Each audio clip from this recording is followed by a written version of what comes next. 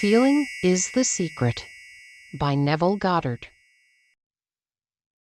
In this volume, Neville has succeeded in describing how through our imagination and our feelings, we consciously or unconsciously mold outer circumstance in harmony with our inner nature. Here he has given us a simple formula to realize our desires. Originally published by G&J Publishing Company in 1944. Of making many books, there is no end. Ecclesiastes, chapter 12, verse 12. He that would perfect himself in any art whatsoever, let him betake himself to the reading of some sure and certain work upon his art many times over. For to read many books upon your art produceth confusion rather than learning. Old saying.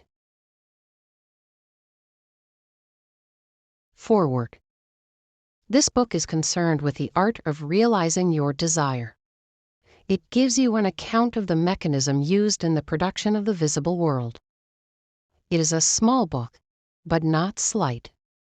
There is a treasure in it, a clearly defined road to the realization of your dreams. Were it possible to carry conviction to another by means of reasoned arguments and detailed instances, this book would be many times its size.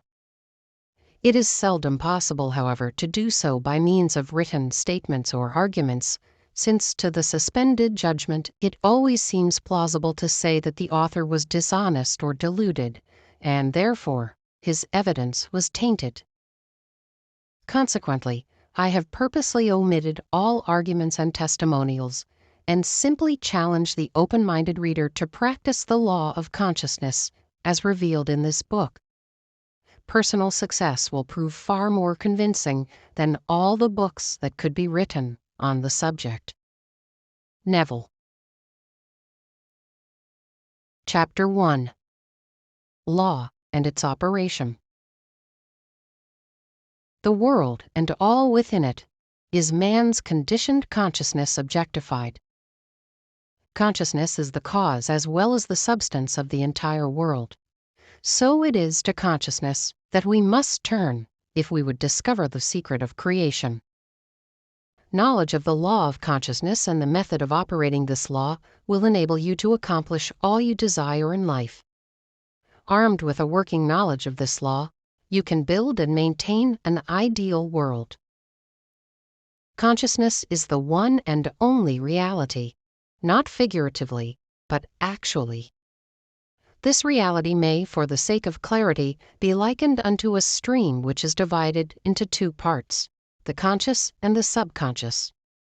In order to intelligently operate the law of consciousness, it is necessary to understand the relationship between the conscious and the subconscious.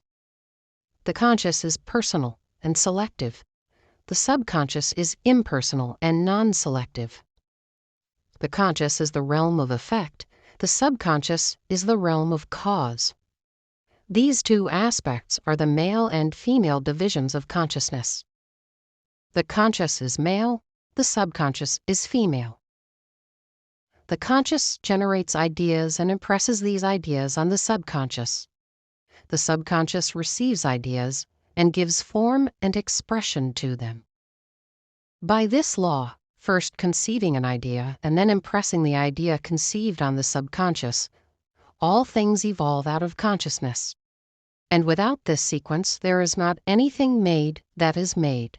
The conscious impresses the subconscious, while the subconscious expresses all that is impressed upon it.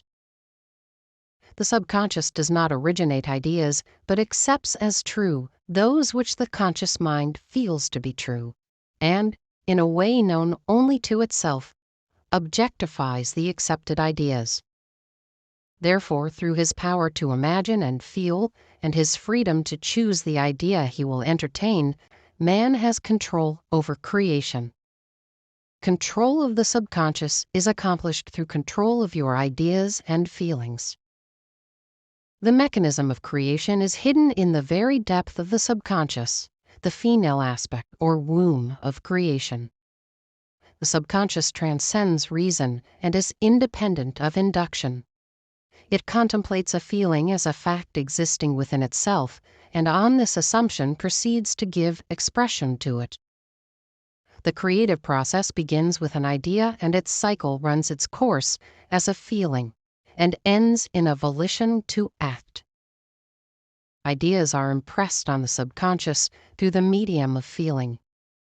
No idea can be impressed on the subconscious until it is felt, but once felt, be it good, bad, or indifferent, it must be expressed.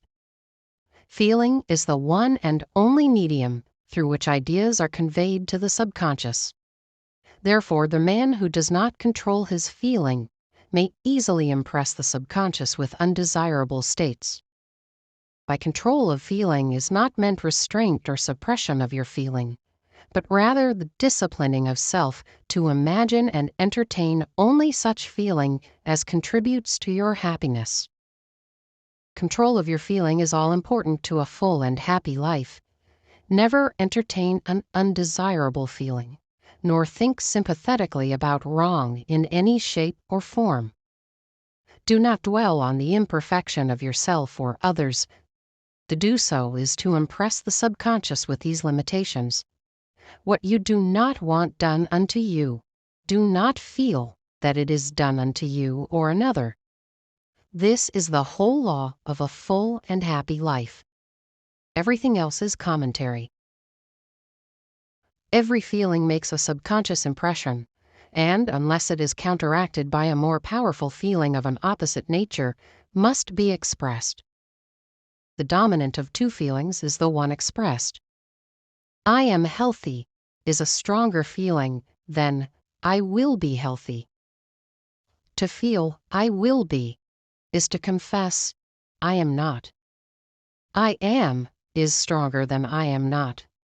What you feel you are always dominates what you feel you would like to be.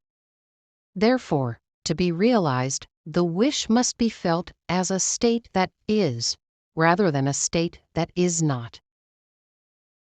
Sensation precedes manifestation and is the foundation upon which all manifestation rests. Be careful of your moods and feelings, for there is an unbroken connection between your feelings and your visible world. Your body is an emotional filter and bears the unmistakable marks of your prevalent emotions. Emotional disturbances, especially suppressed emotions, are the causes of all disease. To feel intensely about a wrong without voicing or expressing that feeling is the beginning of disease, dis-ease, in both body and environment. Do not entertain the feeling of regret or failure for frustration or detachment from your objective results in disease. Think feelingly only of the state you desire to realize. Feeling the reality of the state sought and living and acting on that conviction is the way of all seeming miracles. All changes of expression are brought about through a change of feeling. A change of feeling is a change of destiny. All creation occurs in the domain of the subconscious. What you must acquire, then, is a reflective control of the operation of the subconscious. That is, control of your ideas and feelings. Chance or accident is not responsible for the things that happen to you, nor is predestined fate the author of your fortune or misfortune. Your subconscious impressions determine the conditions of your world. The subconscious is not selective. It is impersonal and no respecter of persons. The subconscious is not concerned with the truth or falsity of your feeling. It always accepts as true that which you feel to be true. Feeling is the assent of the subconscious to the truth of that which is declared to be true. Because of this quality of the subconscious, there is nothing impossible to man. Whatever the mind of man can conceive and feel as true, the subconscious can and must objectify. Your feelings create the pattern from which your world is fashioned, and a change of feeling is a change of pattern.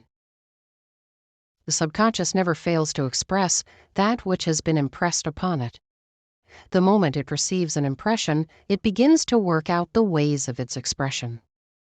It accepts the feeling impressed upon it, your feeling, as a fact existing within itself, and immediately sets about to produce in the outer or objective world the exact likeness of that feeling. The subconscious never alters the accepted beliefs of man.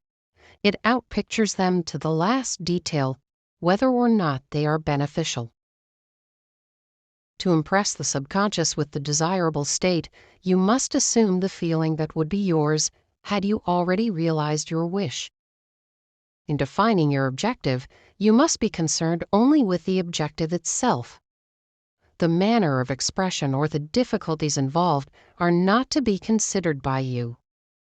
To think feelingly on any state impresses it on the subconscious.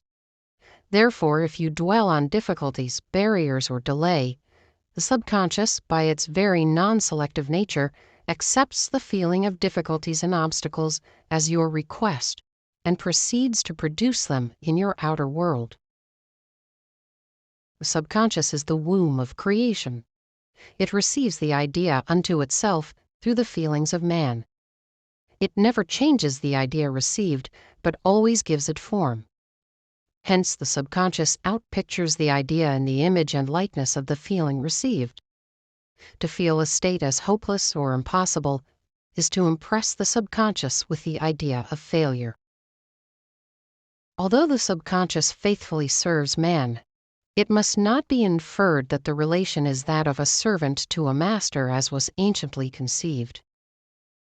The ancient prophets called it the slave and servant of man. St. Paul personified it as a woman and said, "The woman should be subject to man in everything." The subconscious does serve man and faithfully gives form to his feelings. However, the subconscious has a distinct distaste for compulsion and responds to persuasion rather than to command. Consequently, it resembles the beloved wife more than the servant. The husband is head of the wife. Ephesians chapter 5 may not be true of man and woman in their earthly relationship, but it is true of the conscious and the subconscious, or the male and female aspects of consciousness. The mystery to which Paul referred when he wrote, "This is a great mystery.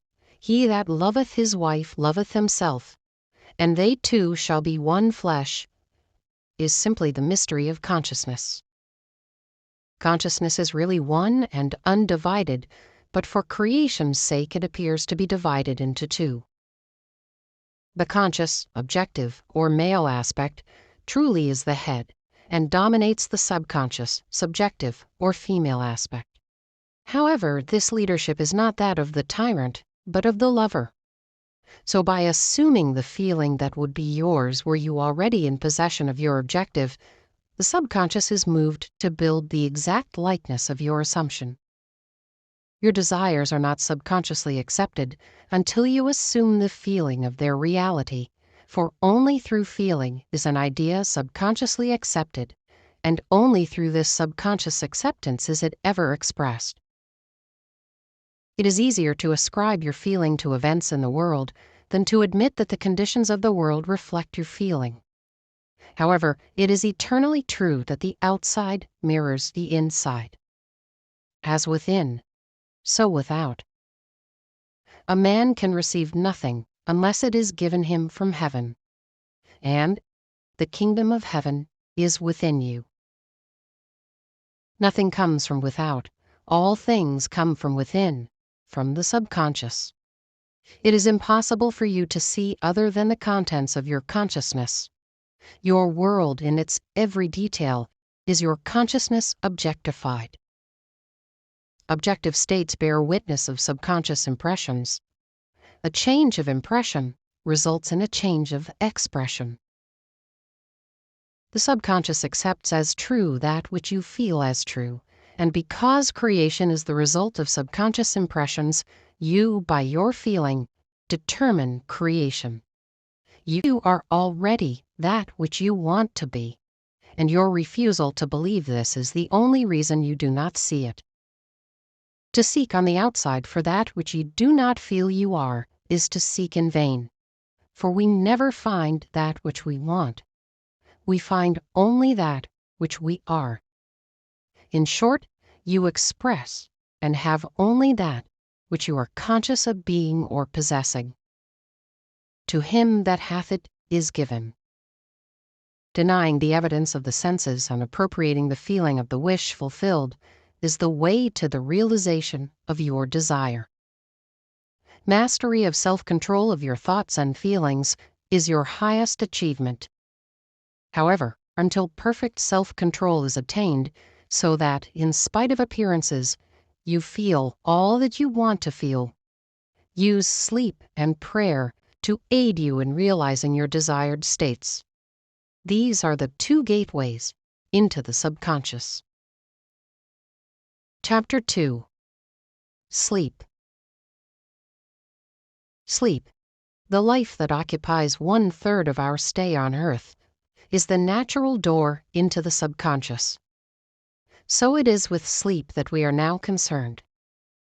The conscious 2/3 of our life on Earth is measured by the degree of attention we give sleep.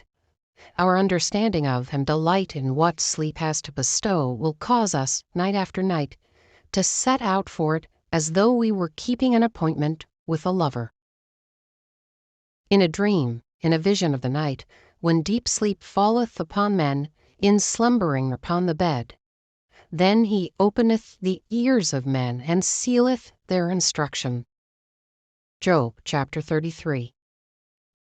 It is in sleep and in prayer, a state akin to sleep, that man enters the subconscious to make his impressions and receive his instructions. In these states, the conscious and subconscious are creatively joined. The male and female become one flesh. Sleep is the time when the male or conscious mind turns from the world of sense to seek its lover or subconscious self. The subconscious, unlike the woman of the world who marries her husband to change him, has no desire to change the conscious waking state, but loves it as it is and faithfully reproduces its likeness in the outer world of form. The conditions and events of your life are your children formed from the molds of your subconscious impressions in sleep.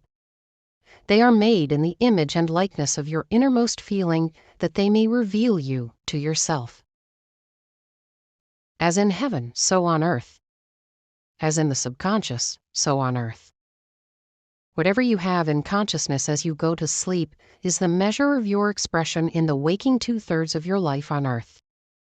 Nothing stops you from realizing your objective, save your failure to feel that you are already that which you wish to be, or that you are already in possession of the thing sought.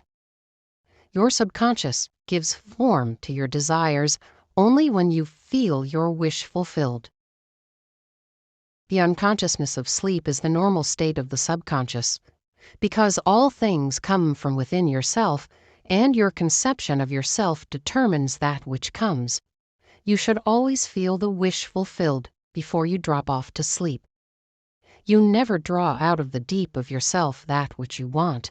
You always draw that which you are, and you are that which you feel yourself to be, as well as that which you feel as true of others. To be realized, then, the wish must be resolved into the feeling of being or having or witnessing the state sought. This is accomplished by assuming the feeling of the wish fulfilled. The feeling which comes in response to the question, "How would I feel were my wish realized?" is the feeling which should monopolize and immobilize your attention as you relax into sleep. You must be in the consciousness of being or having that which you want to be or to have before you drop off to sleep. Once asleep, man has no freedom of choice. His entire slumber is dominated by his last waking concept of self. It follows, therefore, that he should always assume the feeling of accomplishment and satisfaction before he retires in sleep. Come before me with singing and thanksgiving. Enter into his gates with thanksgiving and into his courts with praise. Your mood prior to sleep defines your state of consciousness as you enter into the presence of your everlasting lover, the subconscious. She sees you exactly as you feel yourself to be. If, as you prepare for sleep, you assume and maintain the consciousness of success by feeling, I am successful, you must be successful. Lie flat on your back with your head on a level with your body. Feel as you would were you in possession of your wish, and quietly relax into unconsciousness. He that keepeth Israel shall neither slumber nor sleep. Nevertheless, he giveth his beloved sleep. The subconscious never sleeps. Sleep is the door through which the conscious, waking mind passes to be creatively joined to the subconscious. Sleep conceals the creative act, while the objective world reveals it. In sleep, man impresses the subconscious with his conception of himself. What more beautiful description of this romance of the conscious and subconscious is there than that told in the Song of Solomon? By night on my bed I sought him whom my soul loveth. I found him whom my soul loveth. I held him, and I would not let him go, until I had brought him into my mother's house, and into the chamber of her that conceived me. Preparing to sleep, you feel yourself into the state of the answered wish, and then relax into unconsciousness. Your realized wish is he whom you seek. By night, on your bed, you seek the feeling of the wish fulfilled, that you may take it with you into the chamber of her that conceived you, into sleep, or the subconscious which gave you form, that this wish also may be given expression. This is the way to discover and conduct your wishes into the subconscious. Feel yourself in the state of the realized wish and quietly drop off to sleep. Night after night you should assume the feeling of being, having, and witnessing that which you seek to be, possess, and see manifested. Never go to sleep feeling discouraged or dissatisfied. Never sleep in the consciousness of failure. Your subconscious, whose natural state is sleep, sees you as you believe yourself to be, and whether it be good, bad, or indifferent, the subconscious will faithfully embody your belief. As you feel, so do you impress her, and she, the perfect lover, gives form to these impressions and outpictures them as the children of her beloved. Thou art all fair, my love, there is no spot in thee, is the attitude of mind to adopt before dropping off to sleep.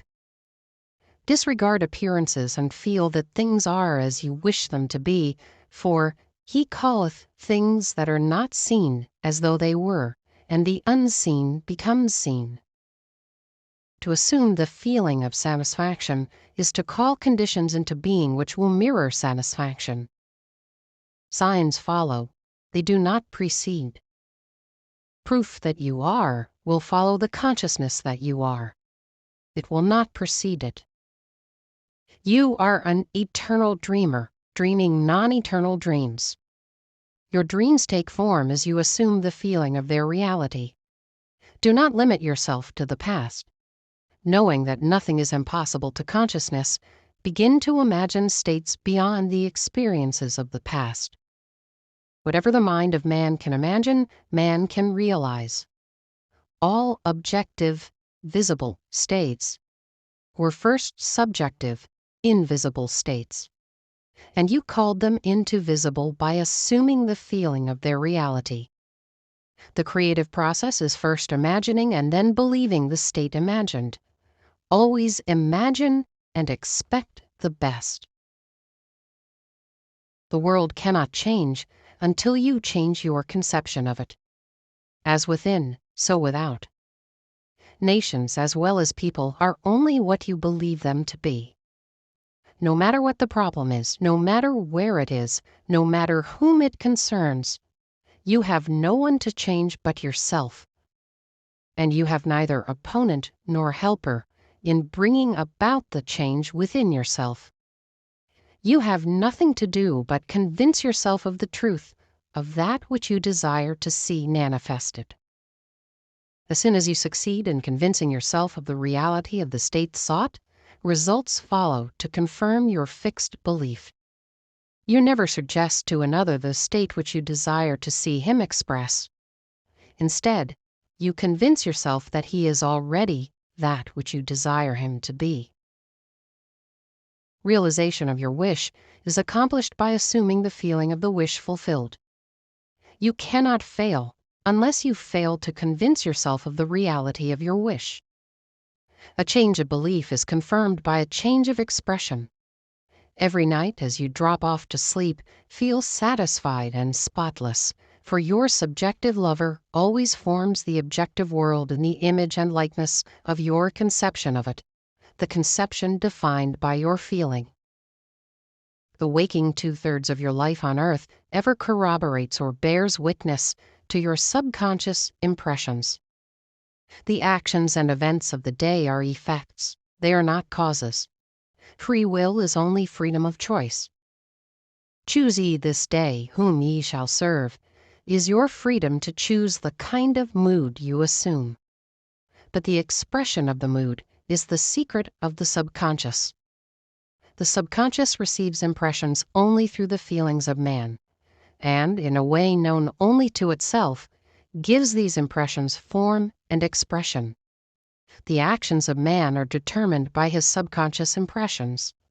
His illusion of free will, his belief and freedom of action, is but ignorance of the causes which make him act. He thinks himself free because he has forgotten the link between himself and the event. Man awake is under compulsion to express his subconscious impressions. If in the past he unwisely impressed himself, then let him begin to change his thought and feeling, for only as he does so will he change his world. Do not waste one moment in regret, for to think feelingly of the mistakes of the past is to reinfect yourself. Let the dead bury the dead. Turn from appearances and assume the feeling that would be yours were you already the one you wish to be. Feeling a state produces that state. The part you play on the world's stage is determined by your conception of yourself. By feeling your wish fulfilled and quietly relaxing into sleep, you cast yourself in a star role to be played on earth tomorrow. And, while asleep, you're rehearsed and instructed in your part. The acceptance of the end automatically wills the means of realization. Make no mistake about this. If, as you prepare for sleep, you do not consciously feel yourself into the state of the answered wish, then you will take with you into the chamber of her who conceived you the sum total of the reactions and feelings of the waking day. And while asleep, you will be instructed in the manner in which they will be expressed tomorrow. You will rise believing that you are a free agent, not realizing that every action and event of the day is predetermined by your concept of self as you fell asleep. Your only freedom, then, is your freedom of reaction. You are free to choose how you feel and react to the day's drama, but the drama, the actions, events, and circumstances of the day have already been determined.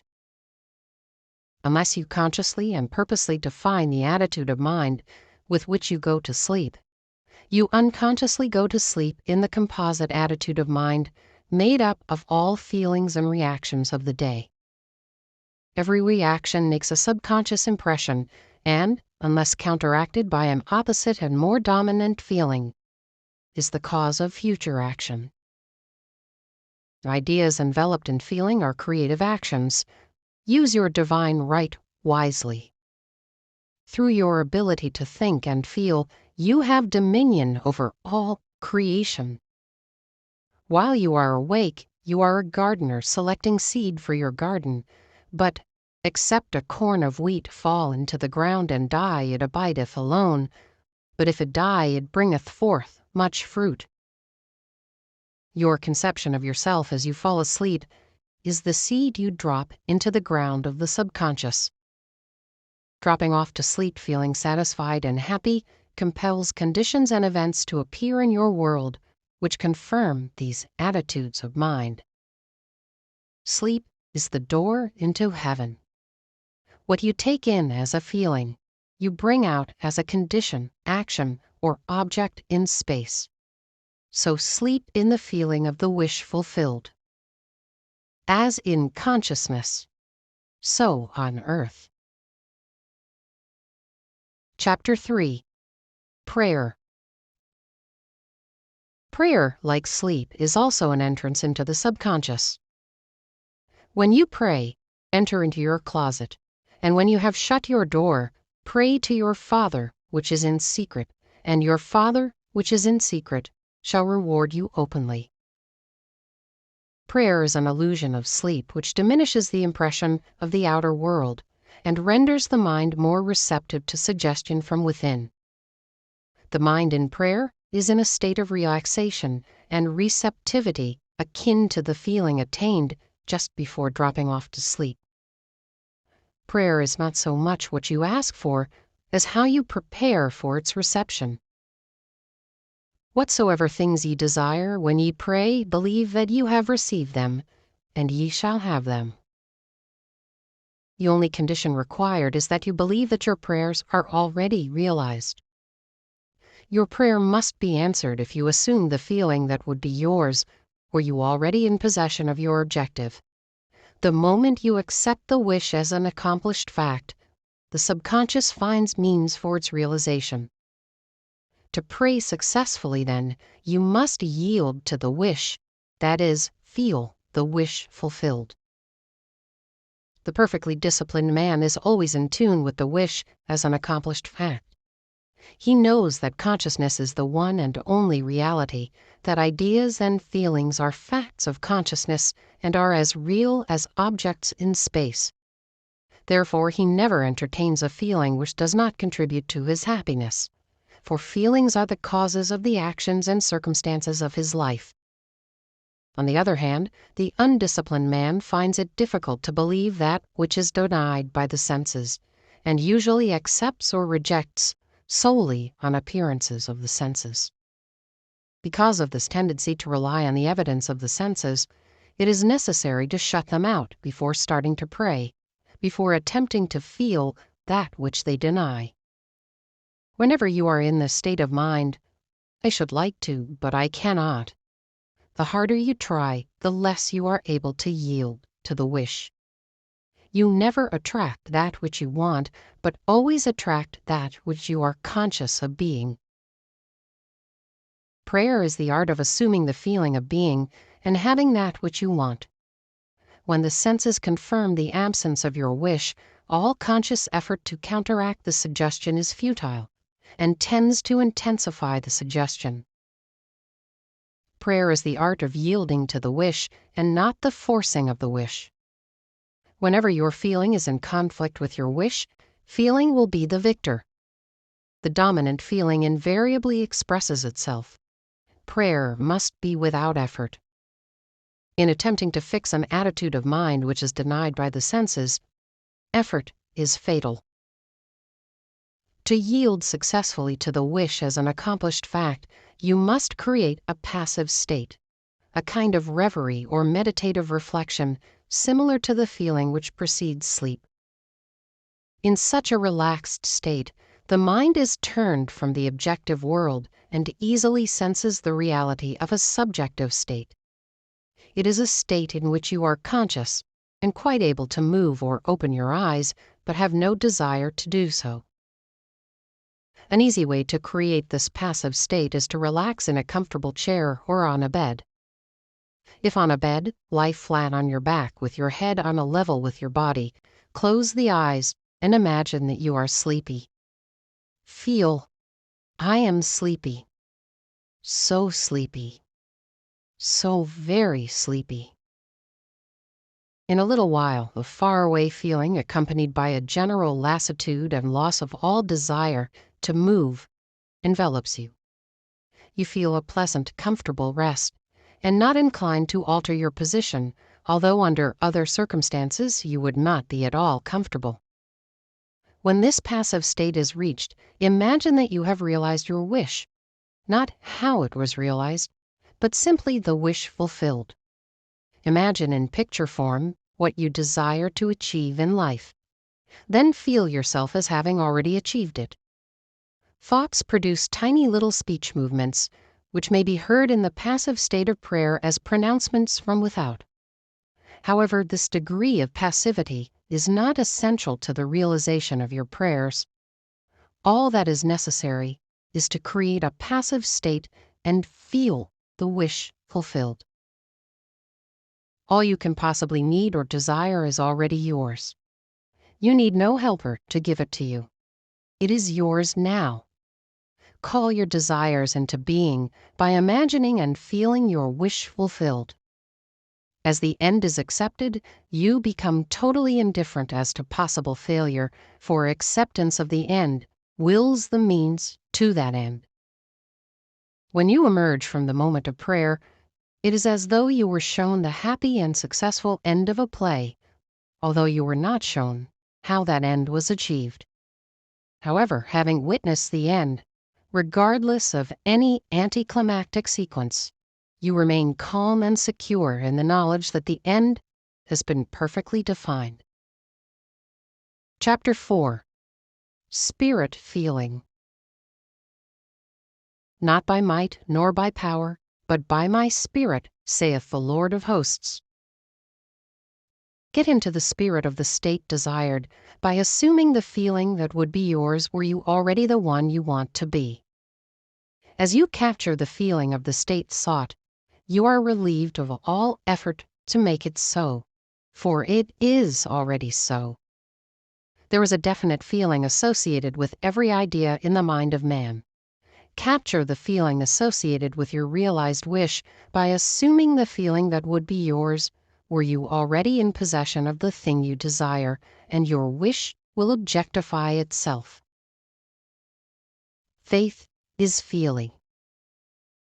According to your faith, feeling, be it unto you. You never attract that which you want, but always that which you are. As a man is, so does he see. To him that hath it shall be given, and to him that hath not, it shall be taken away. That which you feel yourself to be, you are, and you are given that which you are. So assume the feeling that would be yours were you already in possession of your wish, and your wish must be realized. So God created man in his own image, in the image of God created he him. Let this mind be in you, which was also in Christ Jesus, who being in the form of God, thought it not robbery to be equal with God. You are that which you believe yourself to be. Instead of believing in God or in Jesus, believe you are God or you are Jesus. He that believeth on me, the works that I do shall he do also. Should be, he that believes as I believe, the works that I do shall he do also. Jesus found it not strange to do the works of God, because he believed himself to be God. I and my Father are one. It is natural to do the works of the one you believe yourself to be, so live in the feeling of being the one you want to be, and that you shall be. When a man believes in the value of the advice given him and applies it, he establishes within himself the reality of success.